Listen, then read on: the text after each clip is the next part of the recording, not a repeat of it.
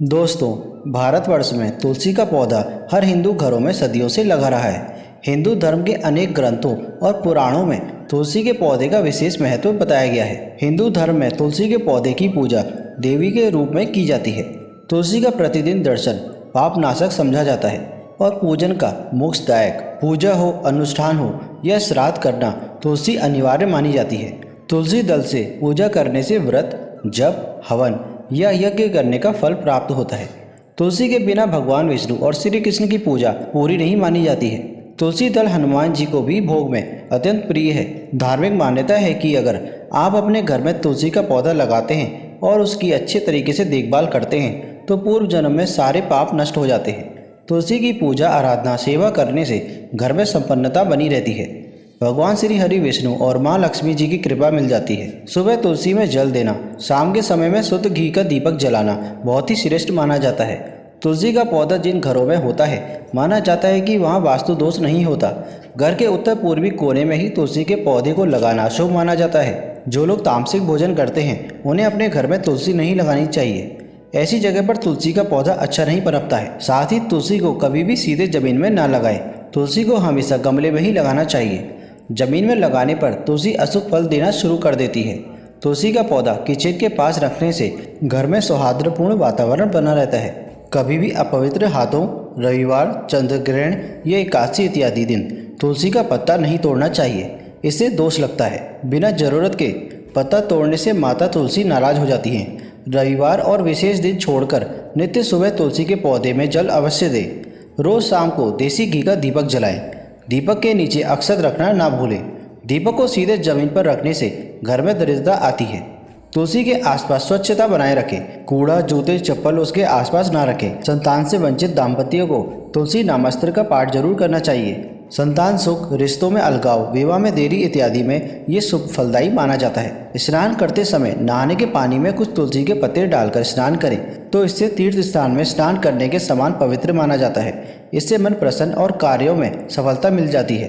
देवउठनी एकादशी पर तुलसी के पौधे की मिट्टी में 1 रुपये का एक सिक्का दबा दें।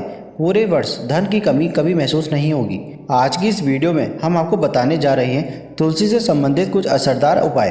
अगर आप इनमें से कोई भी उपाय करते हैं तो निश्चित तौर पर आपके जीवन की बड़ी से बड़ी समस्या हल हो सकती है।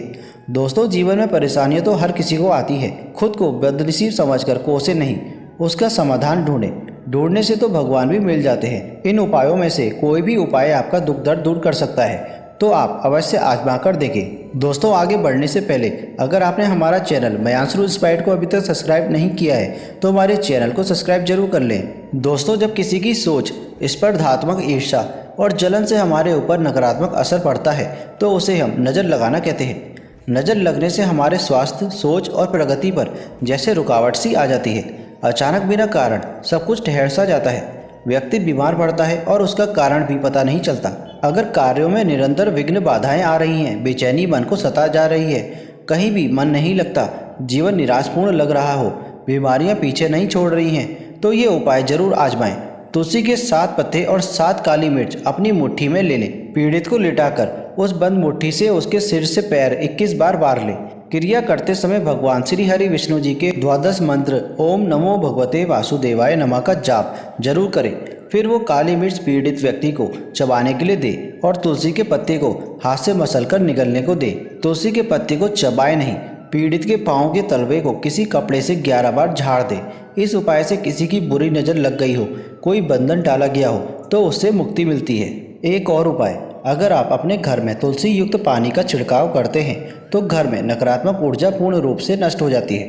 परिवार के सभी सदस्यों को इसका लाभ मिलता है। उन्हीं कार्यों में सफलता मिलने लग जाती है। इसके लिए उपाय करने के एक दिन पहले आप एक पात्र में थोड़ा सा जल लें। उसमें 2-3 पत्ते तुलसी को डालकर ढककर रख दें। अगले दिन सुबह स्नानोपरांत पूजा से पहले आपको उस पानी से पूरे घर में छिड़काव करना है।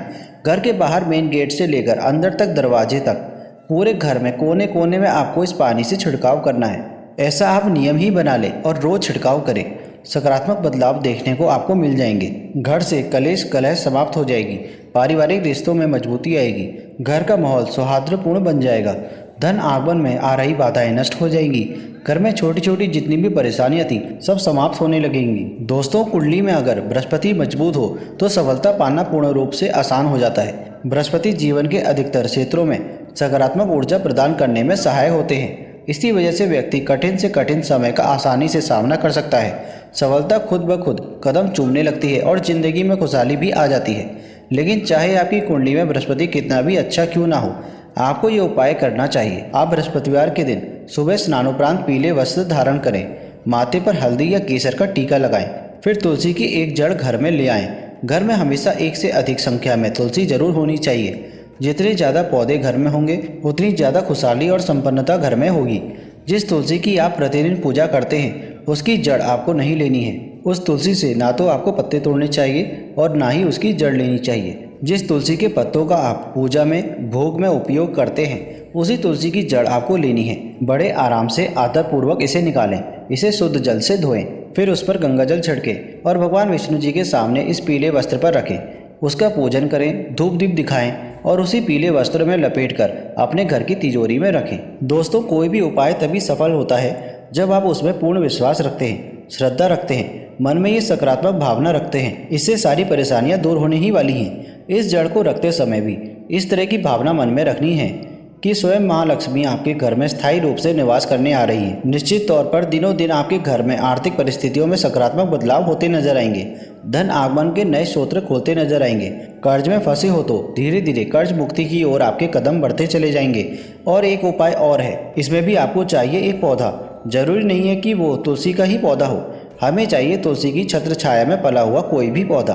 कई बार तुलसी के बीज गमले में गिरने की वजह से वहाँ दूसरी तुलसी का पौधा उग जाता है। अगर ऐसा पौधा मिले तो बहुत ही श्रेष्ठ है, ना मिले तो कोई भी पौधा, छोटी सी घास ही क्यों ना हो, बस तुलसी के गमले में तुलसी के नीचे उगी हुई होनी चाहिए। उसे आप बृहस्पतिवार की सुबह स्नान आदि कार्यों के उपरांत निकाल कर लाएं। उस पौधे को शुद्ध जल से धो लें, उस पर गंगा जल छिड़के, उसका पूजन करें, धूप दीप दिखाएं और पीले वस्त्र में लपेटकर अपनी तिजोरी में रख दें।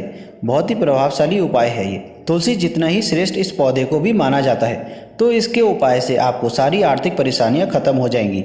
अगर आपके घर की तुलसी के नीचे कोई पौधा ना हुआ हो, अगर किसी मंदिर में तुलसी लगी हो, उस तुलसी वृंदावन में उगा कोई भी पौधा आप ला सकते हैं। तो स्नान आदि कर पीला वस्त्र साथ लेकर जाएं और उसमें उस पौधे को लपेटकर आदरपूर्वक ले आएं, जैसे आप लक्ष्मी जी को ही घर पर लेकर आ रहे हों।